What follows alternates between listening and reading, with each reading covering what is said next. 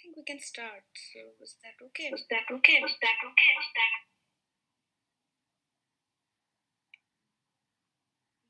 It's fine by me. You want me to share my screen and start? I think Jannavi, you please start. Okay. We now begin with the first session of the course. I now take the privilege to introduce the foreign lecturer of the course, Professor Michael Tatsumario, who has great depth of experience in the field of matrix theory and analysis. Professor Michael is currently working as a professor in the Department of Mathematics and Statistics, Washington State University, USA. His research interests include linear algebra, matrix analysis, especially the theory of non-negative matrices and their generalizations, etc. His particular interests include the numerical range, graphs, and patterns associated with matrices, numerical linear algebra, applications in dynamical systems, control theory, data analysis, machine learning, and artificial intelligence. He published more than 75 research articles and supervised more than 10 doctoral students. He is now an author of the book Matrix Positivity, published by Cambridge University Press. He is recipient of several awards and grants, which includes S. Spark, Government of India, and NSCRC research grants. He is currently serving as the advisory and associate editor of two most prestigious journals of linear algebra, Electronic Journal of Linear Algebra and Linear Algebra and its Applications. In this course, he is going to deliver a series of lectures. Today, he will start his lecture on Introduction to Quadratic Programming, Game Theory and their relation to LCP. We kindly request Professor Michael to commence the session. Over to you, sir.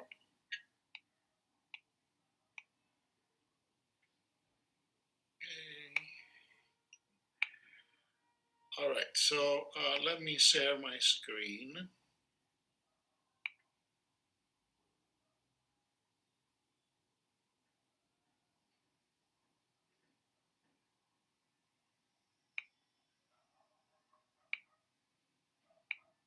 Okay, so you should be able to see my document camera. Let me know if you can't hear me well or if you can't see well. Hope everything is good. So I would like to start, first of all, thank you all for the kind introduction.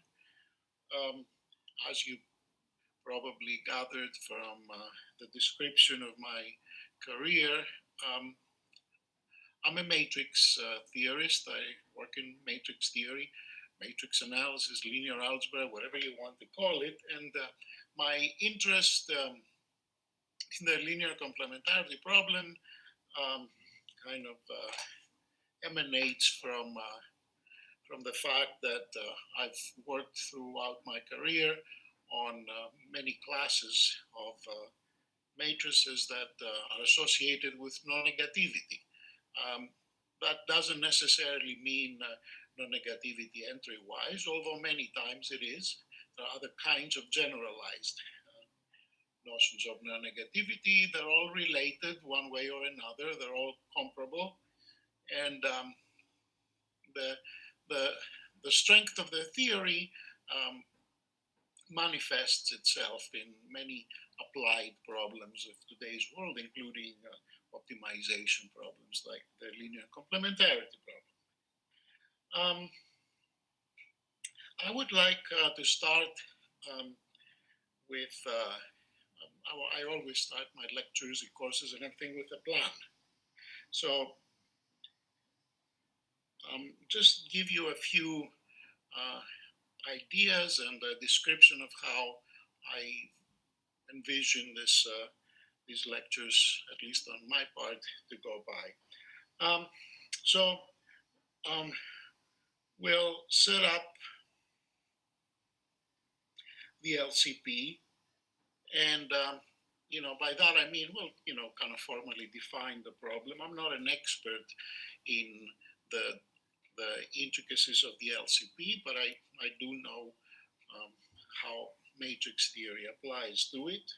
We'll talk a little bit about applications and why the LCP has a kind of like plays a prominent role. We'll talk about solutions to various problems, not necessarily the LCP. And by solutions, I mean solutions we know and solutions we don't know. Um, um, I will focus. I will try to focus on matrix classes and the role they play in the LCP. There is a classification of non-negative matrices, or types of non-negativity in matrix theory, and I will go over that. That overlaps, sometimes coincides, but it's generally different than the classification of matrices that show up in the LCP. I'll compare those two. Um, for example, semi-positive matrices, which is, I think, the overarching class. Semi-monotone. Then, we're specializing as I go along here. P matrices, M matrices, between myself and Manideepa and Siva. We're going to cover the theory behind most of these classes as it applies to the LCP. We'll develop for use in the LCP, but more generally, I think it's good to have these in your arsenal. We'll describe some matrix tools, some of which even now, as I was preparing for this course, I found surprising that they show up in the discussion. This will be of general use, but of specific use in the LCP as well. And let me talk a little bit about my lectures. So there will be a mix of live notes, like I'm doing right now, prepared slides,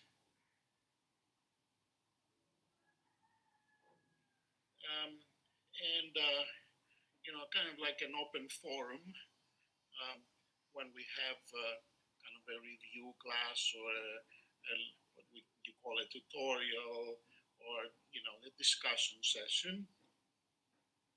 So it will be a mixture. I mean, I find that if everything is pre-prepared, I find it very difficult to pace myself, and I usually run over the whole material in a small amount of time that doesn't allow for the audience to think a little bit about what we're talking about and focus and gain some insight. So that's why I choose to have some live handwritten notes. The live notes will be kind of telegraphic. So I don't think you need to be taking unless you want to note yourselves. What I plan to do is I will make available. I don't know if I can do it every day, if it makes sense to do it every day, but I will make available gradually scans of all the notes. And most importantly, I have prepared and I will share a large share detailed notes that will be in PDF form. So, for example, we'll discuss to some extent semi-positive matrices. We'll go together over the main ideas, just give you what I believe are the main concepts and desired properties and all this stuff that I find interesting and important. but we don't have time to do proofs. We'll skip a lot of details. So um, I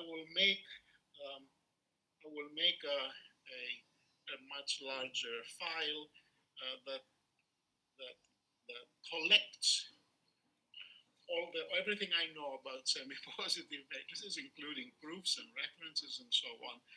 And you can consult them if you ever want to learn more about semi-positive matrices. The same thing about all the other classes. Um, I'm expecting to kind of provide this whole set of notes by the third day for sure of our course. Um, I mean, I will try to kind of give you insight of how I view. I mean, I have probably a very different point of view than other people, especially people who work explicitly, exclusively, or mostly in the LCP. Some folklore, you know, a lot of things are known but not advertised. Anything I know like that, tricks of the trade, and so on. But most importantly, I will perhaps stop, collect, and discuss open problems. And some of these problems will be directly about the LCP, some of these problems will be about the matrix classes that we are going to study. I will collect uh, collection. I will mention them as we go along, but then I'll collect them and probably summarize them in the end. The idea is this way you foster, one fosters, um, um, stimulates future research and new results. So I mean I don't know if you have questions during my lectures and stuff. I don't mind if you interrupt and ask me or send. I'm not sure I can follow the chat at the same time, but at least at the end I will look at it, and perhaps next time at the next session I will be able to address any questions you might have. So allow me for flexibility, please. What do I mean by that? I may change in the middle of my presentations how I do things or how I have planned them. I may kind of skip a particular portion of a talk and move it, if time doesn't allow, move it to a discussion later, or add it to a following lecture. Perhaps I'm thinking about swapping a couple of lectures. I'll let you know in advance, but allow some flexibility. It's not a completely predetermined flow. I don't find myself being very productive if everything is pre-organized. I like a little bit of improvisation. So anyhow, that's my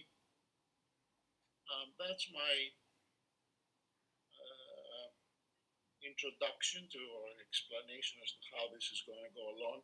I sometimes forget to slide my, having had now lots of experience with COVID teaching online.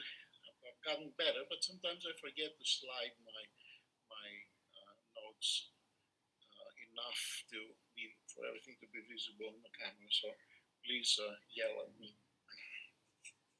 All right. So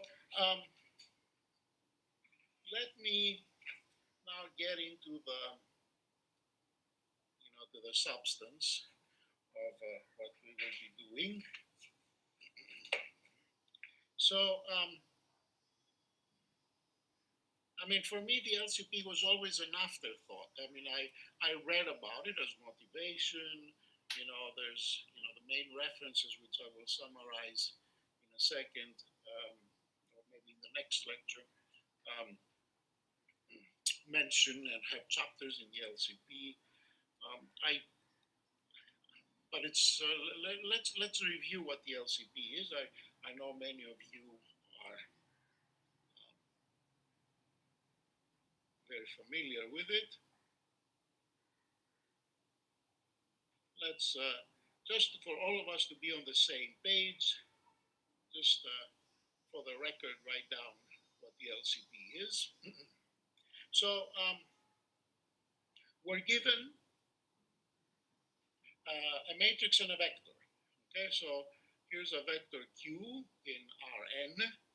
By the way, I'll informally use some notation here, which I will also kind of like formalize in our next lecture. So we're given a vector Q and a matrix M.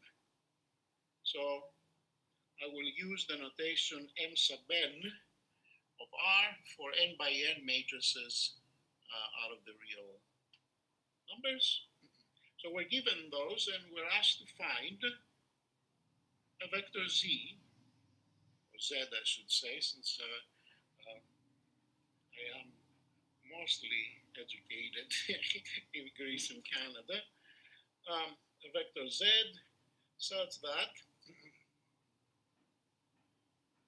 first of all, entry-wise, this vector is non-negative. Okay? Then when you compute Q plus M times Z, you also get a non-negative vector. And the inner product of the vector Z and the vector Q plus MZ is equal to 0. So let's number these three conditions, 1, 2, and 3.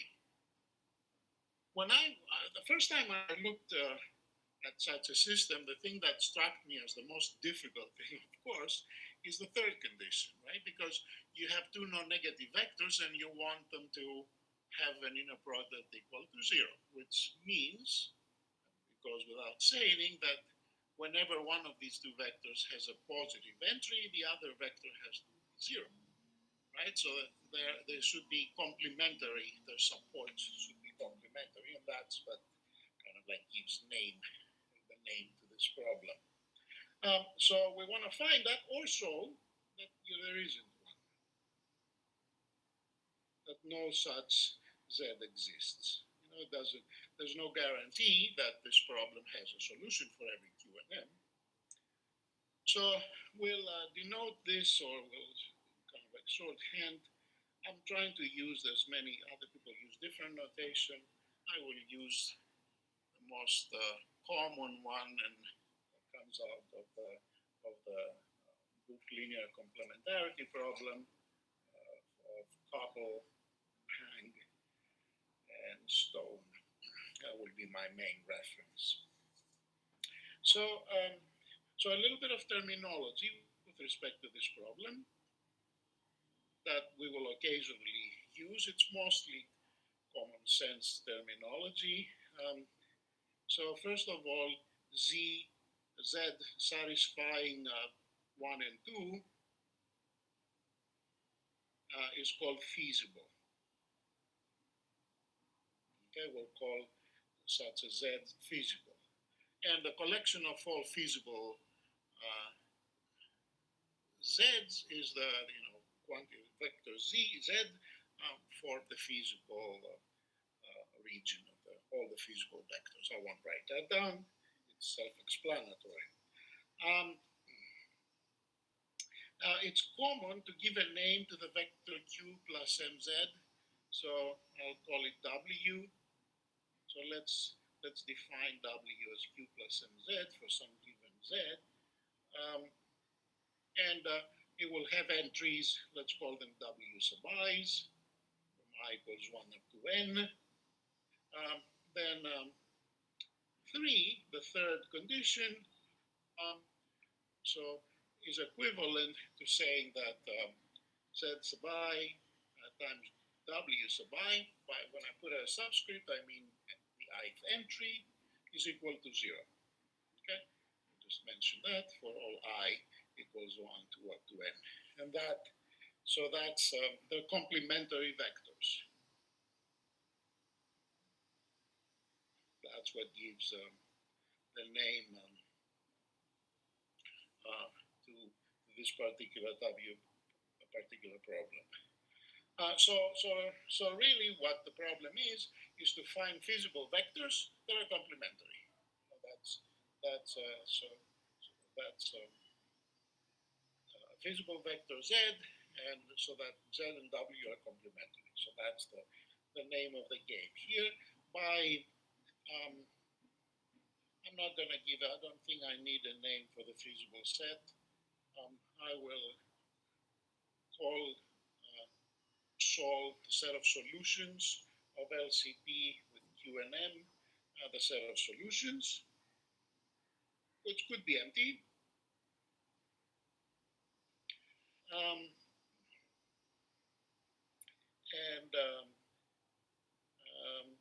In particular, if Q is equal to 0, that's the homogeneous. That's homogeneous LCP, so it's kind of like an easy case. Sure, if you have a solution to the homogeneous LCP, then every negative multiple of it is still a solution. I don't need to write that down. And if Q is non-zero, that's kind of like a trivial observation.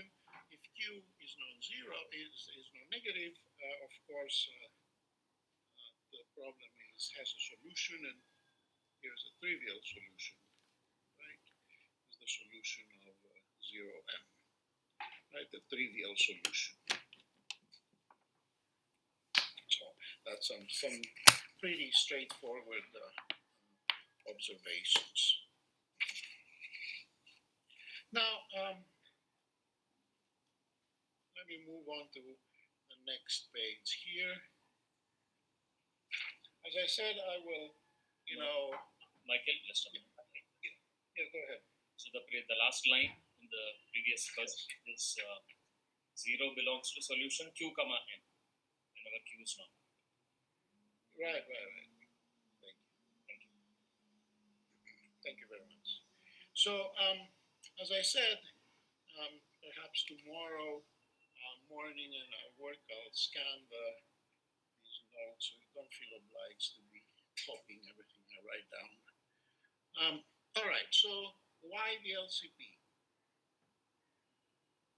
So what is the source of interest in the LCP?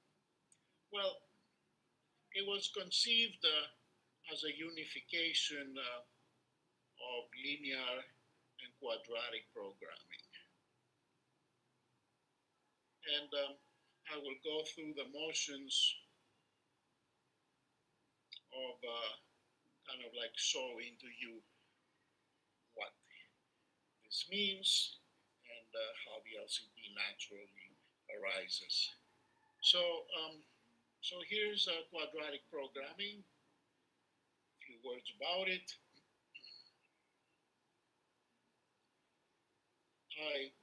Honestly, I haven't particularly worked on quadratic programming since I was a student, but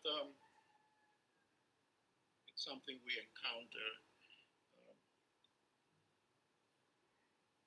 early and frequently in our careers as mathematicians. So the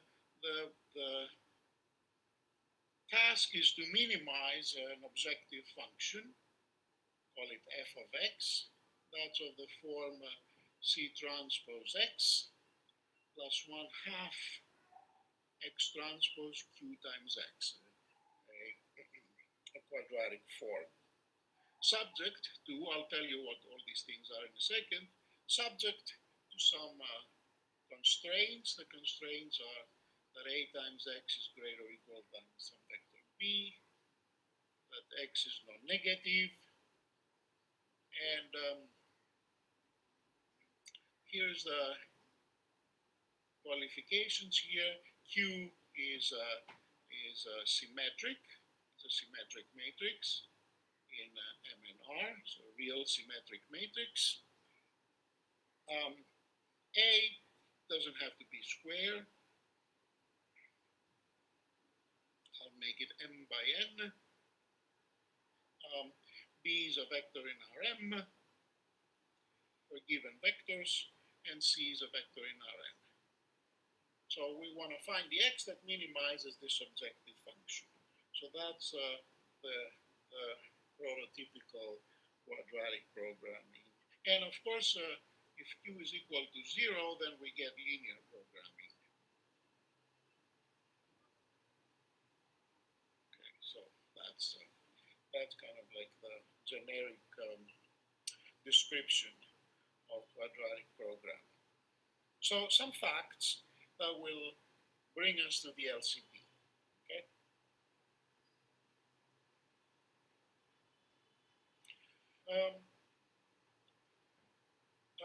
If you have a locally optimal solution, that gives you a local minimum, so x. So if x is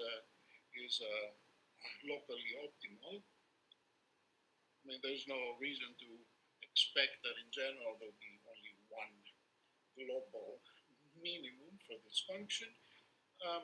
So it's locally optimal for QP, for this quadratic programming. Then there exists a y. It's in Rm. You'll probably recognize that now, such that the pair x comma y satisfies the KKT conditions, Karush Tucker. That's oops, I forgot the U there.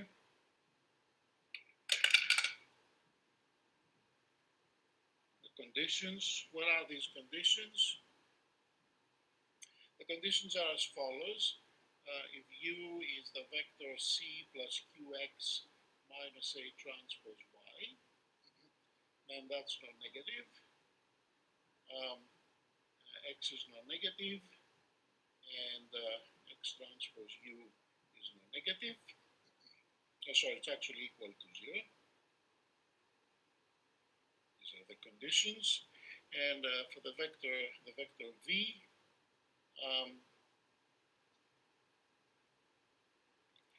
which is minus B plus A times X, and it's non-negative, we have that Y is non-negative, and Y transpose V is equal to 0. So these are the conditions that would be satisfied if X is a local minimum, locally optimal solution of the QP. Let me call these, for the sake of brevity here, star.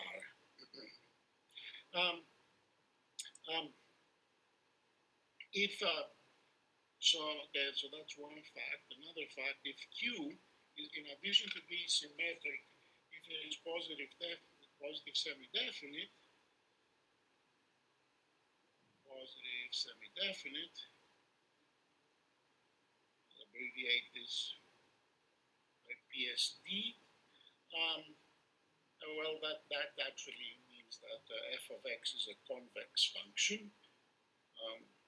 Then star is not only necessary, but it's actually sufficient for x to be not a minimal, but a global.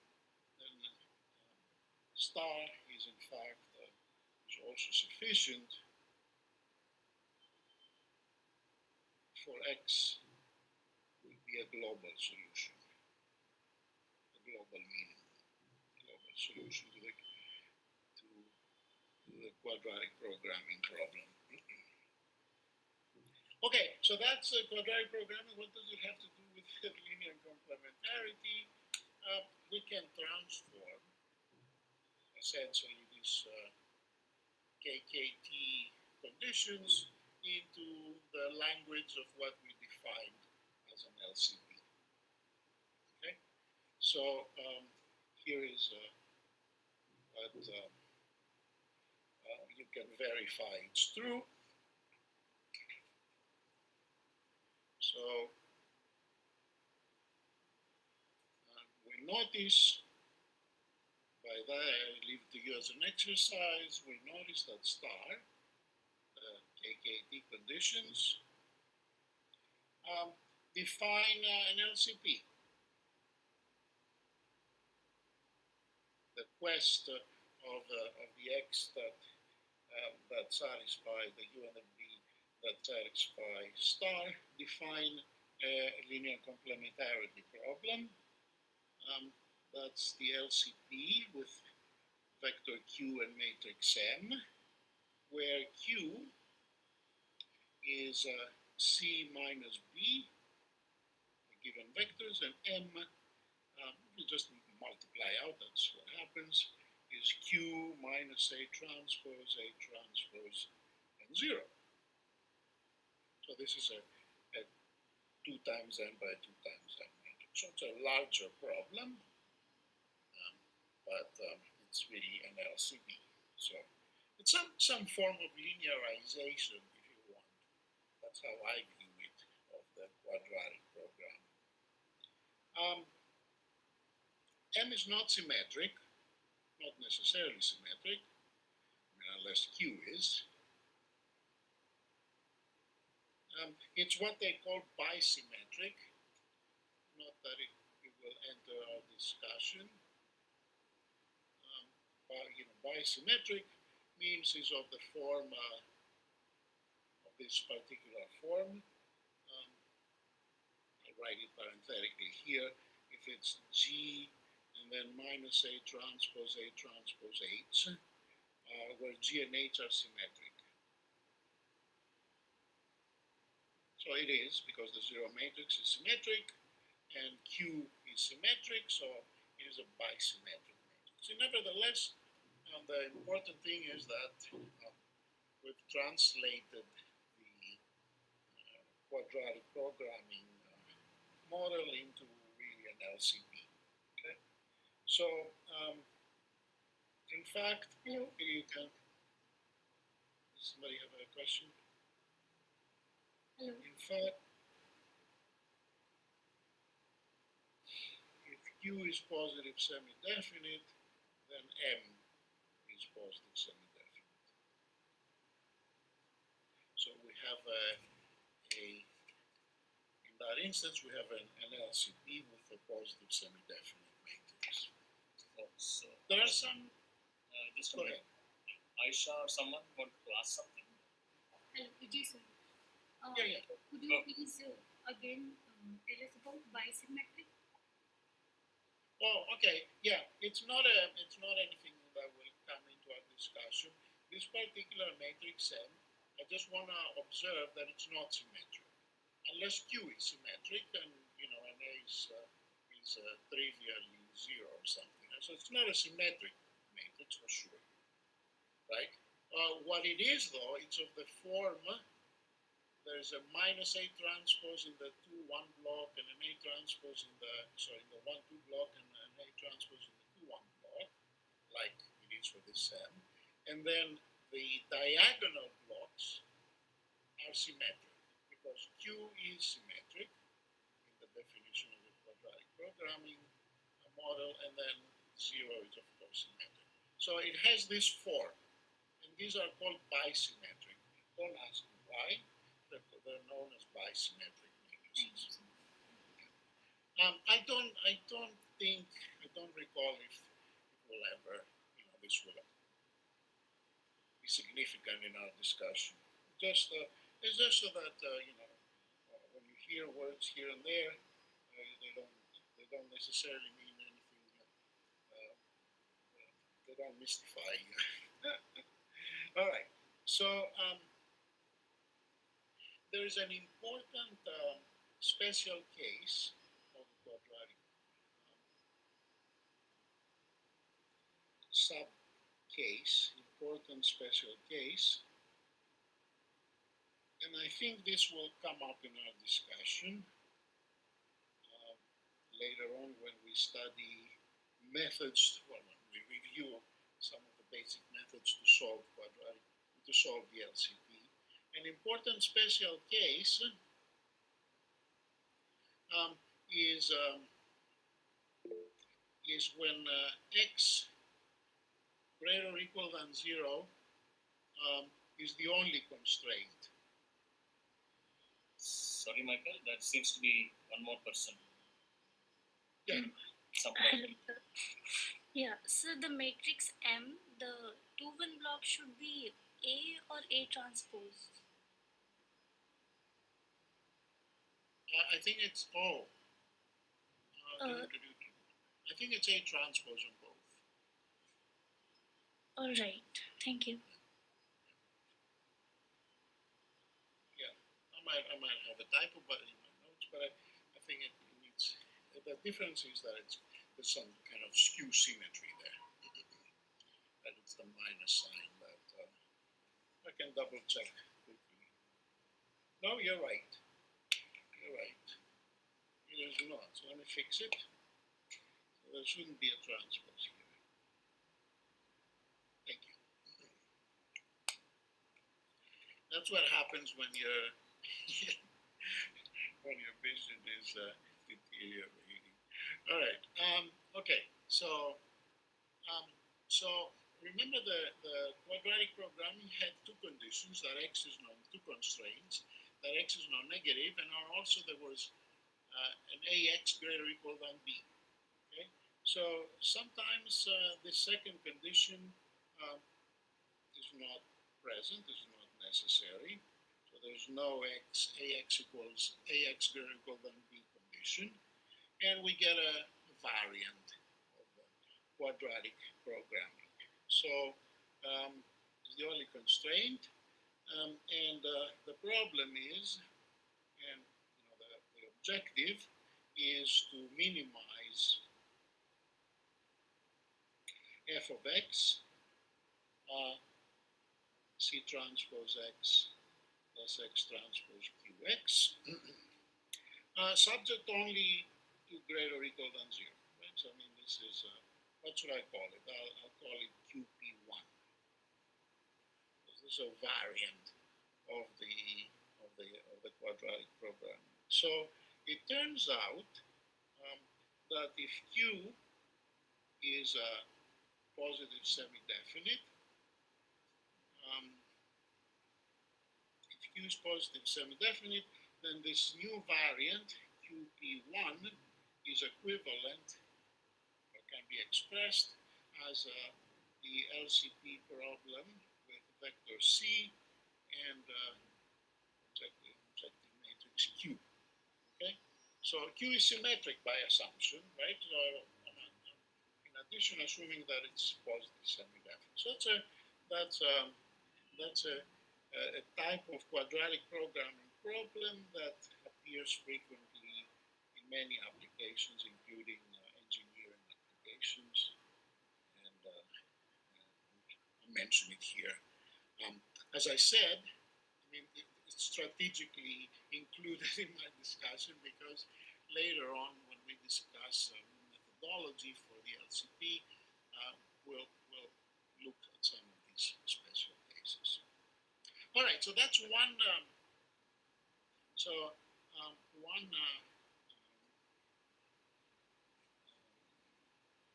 Motivating application, which is both theoretical and practical, because the LCP, assuming we'll find methods to solve it, gives us a way to deal with quadratic programming problems.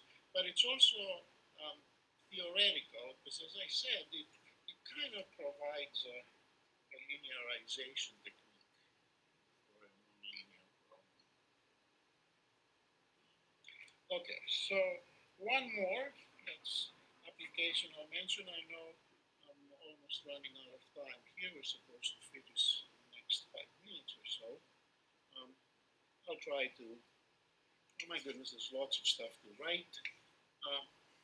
But a second application is the so-called bimatrix games that are perhaps famous. So I'll summarize what is going on. We have two players, 1 and 2, and they have a game, a bimatrix game, I'll denote it by gamma and parentheses A and B. We'll see in a second what A and B are, the matrices. Each player has a finite number of strategies available, has finite number of moves or strategies that they can perform during this game. Player 1 has M strategies. They don't have to be the same number. And player 2 has N strategies. What do I mean by a strategy? Well, it's a particular choice they can make, and A and B are both M by N matrices. They're both M by N matrices. Their entries, I'm going to make them to be little aij's and little bij for B. And what do they represent? If I chooses strategy I, little I, the first player, and the second player chooses strategy J,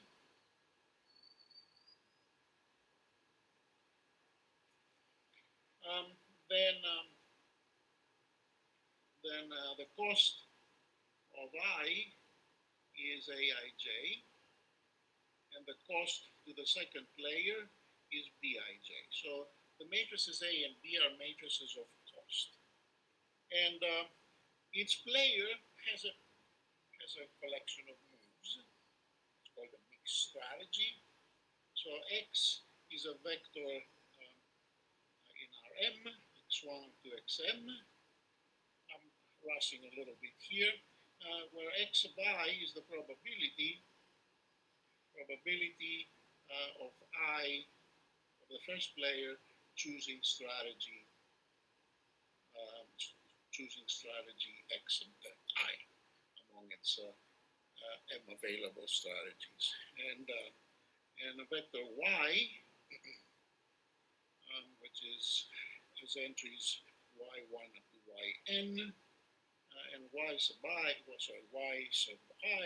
is the probability of 2 choosing strategy I. And of course, X and Y are non-negative because they're probabilities, and of course they add up 1. A player has to choose one of these strategies,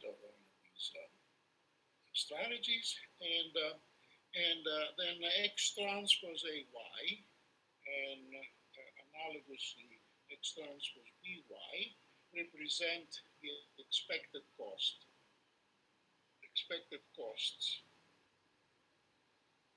for player 1 and player 2 respectively. So what is a Nash equilibrium? What's an equilibrium?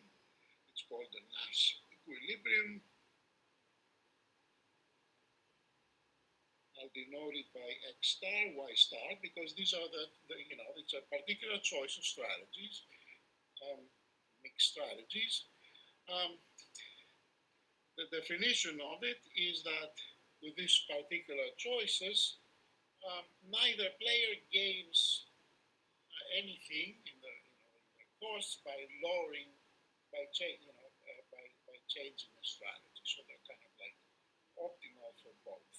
So X star transpose A times Y star. Star here, sorry, I mean, it's a little confusing. It doesn't mean conjugate. It's just a notation for a particular vector. It's unfortunate. It's less than or equal to for the expected cost for any strategy, right?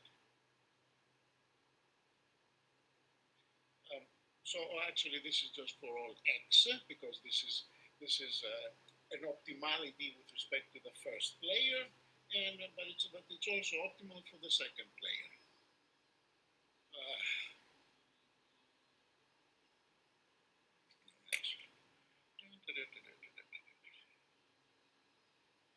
only talking about one player, sorry about that. Anyway, I won't belabor this point very much.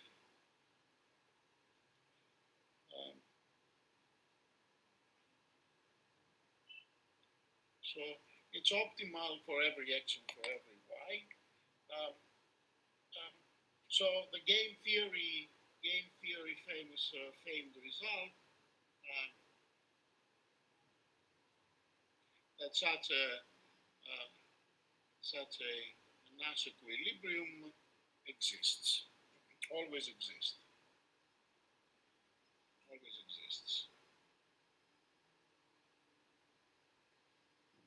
Now, okay, so that's a game theory type of problem. It describes several situations. What's the relation to LCP? And allow me a couple of minutes to finish this. I'll take it from our break. The relation to the linear complementarity problem is as follows.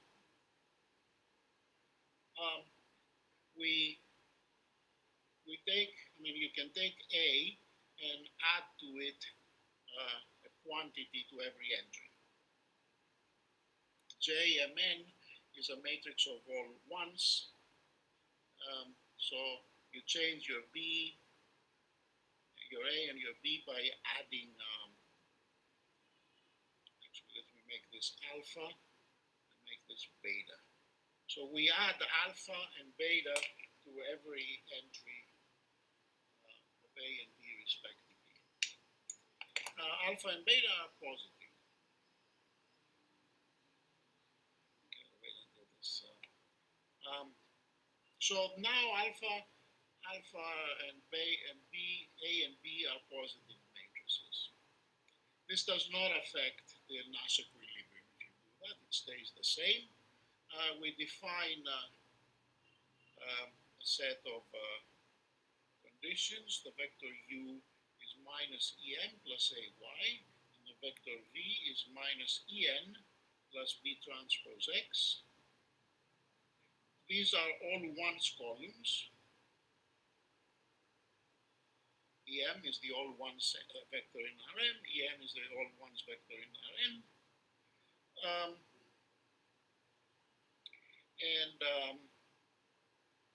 We have x greater or equal than 0 and x transpose u equal to 0. So that's the same conditions we had for u and v in the quadratic programming. KKT, y greater or equal than 0 and y transpose v is equal to 0. And it turns out, let me call this one sharp.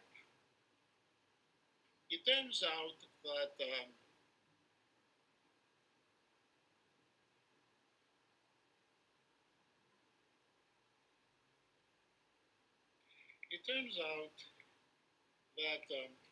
if x prime y prime is a solution to star,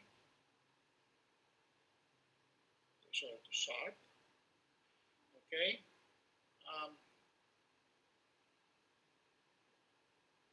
It says this is a solution to start, to sharp, where, I am trying to rush myself here, where x prime is equal to x star divided by x star transpose times b times y star, and y prime is equal to y star over the same denominator with a. This is a solution to star where x star y star is the Nash equilibrium of this bimatrix game. So that's a way of constructing solutions to this problem. But conversely, you can construct, and I will just summarize here. And conversely, if you take this, if you take these two quantities and you solve for x star y star, so your exchange the role of x prime and x star, y prime and y star, you obtain a Nash equilibrium of the bimatrix game. So if we define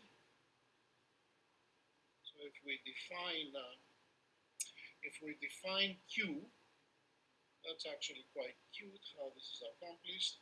A long vector of ones or minus ones. Actually, I need the m at the top. It doesn't really matter because it's all a vector of negative ones. And if we define M to be the matrix 0A B transpose 0, then star, this particular formulation, is equivalent to the LCP QM. So, in other words, finding the Nash equilibrium is equivalent to solving a linear complementarity problem, if you set it up right. Sorry, I rushed this a little bit, but I already exceeded my allotted time for this lecture. So anyway, I hope this gives us a little bit of motivation, a little bit of idea as to how this problem came about, and some of the things that I described, they're gonna come back to haunt us because we're going to attack some of these problems specifically. All right, so I will conclude this first extended 45 minutes. If you have any questions, please ask me. We'll take a few minute break until we proceed.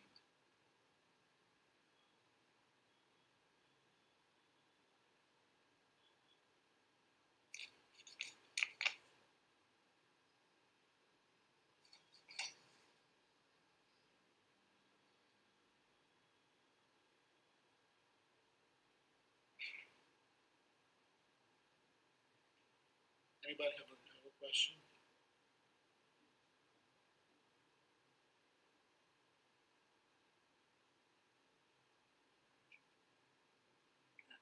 I just wanted to just ask something. At this last problem that you have discussed, if instead of two players, if there are more than 2 or 3 players, where we will, it's definitely the matrix. It will be size of the matrix will change, or This is set up for 2 players. That's okay. what I call the bimatrix game. I don't know. I mean, I'm sure there are generalizations, but I don't know if they can be attached to the linear complementarity problem. Nowadays, with the advent of matrix tensors, I'm sure you can set up, multi-matrix, multiplayer games of that sort. Yeah. And perhaps you can even talk about the LCP for matrix tensors. I have not seen that, but I'm sure it's coming, even if it's not there yet. Tensor complementarity problems are there. Sorry, Sivan? Tensor complementarity problems have been investigated for some time. Okay. Where the matrix is replaced by a tensor. Yeah. But the theory seems to be very difficult. Yeah, I mean, and I don't know if the difficulty comes from the theoretical nature of tensors or whether it comes from the logistics. I think it is a logistics. Yeah, I think it's most. I see papers on these things and I just very quickly lose the ability to follow what is happening. Yeah, same with me. It's a logistics. So yeah, I assume that that's kind of like a possible generalization. If you define a game among more than 2 players, But there's got to be interaction and costs, with respect to bigger collections than pairs of players. So, because if everyone chooses a strategy, then the costs change. These are, by the way, these are not zero-sum games. So,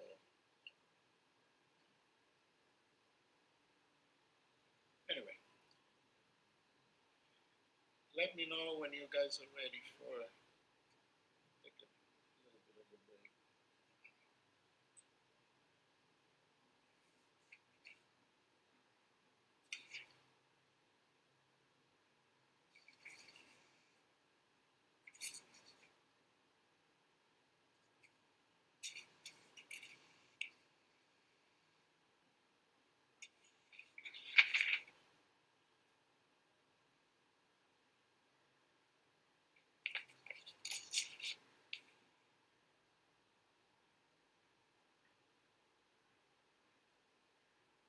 I mean, if yeah. Go ahead. No, I just wanted to, if you want to take break, then maybe we can. I mean, because I can see that all the participants are here, so we Yeah. may be back in 5 Yeah. minutes or something. If you wanted to take. Yeah, a couple of minutes, I'll be ready. Okay. Okay. Yeah, Fine. let's do it.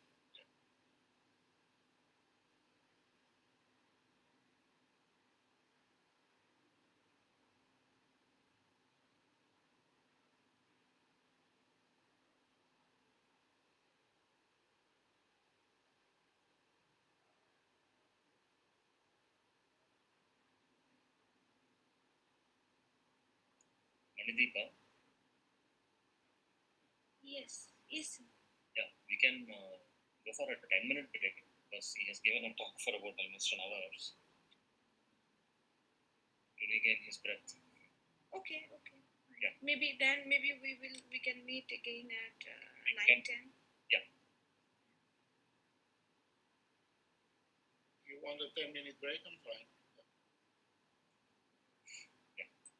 Okay. I'll try to make up perhaps the time delay in the next lecture so we can stay on time.